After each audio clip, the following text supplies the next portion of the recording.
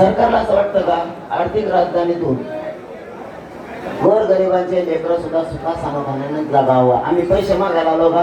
पण आमचं आरक्षण आमचा हक्क आम्ही मागायला आलो, ते द्यायचं नाही. ते झाला आता, भाषणबाजी खूप झाली द्या, आता नाही. आता पुराण फाईट, शेवटची फाईट.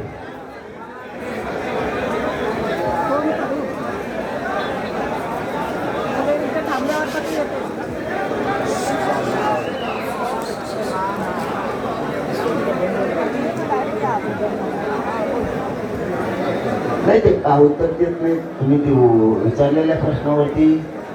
पण आम्ही खंबीर आहेत ना, आम्ही नेत्यावर जगतच नाही. ते जर म्हणले ओबीसीतून देऊ, नाही तर कोणी म्हणलं नाही देऊ, आम्ही त्यांच्या म्हणण्यावर नाही चालत का? आमच्या स्वतःच्या मागण्यानं चालतो.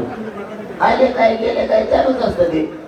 कोण आमदार भेटायला आला, कोणी मंत्री भेटायला आला, कोणी खासदार आला, त्यांचं काम आहे येणं, आमचं बी काम आहे सन्मान करणं. आम्ही मागं हटत नाही, की आमच्या सगळ्यात मोठा समाजाचा प्लस पॉईंट.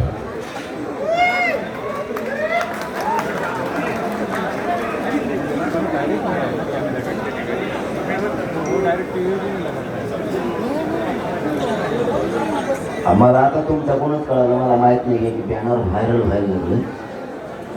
महाराष्ट्र शिवयाने लक्षात ठेवत, कर्तृत्वानं लक्षात ठेवत. म्हणजे ते देवेंद्र फडणवीसांचं काळीन औषध लावणे, त्याला आमच्या ग्रामीण भागात म्हणते.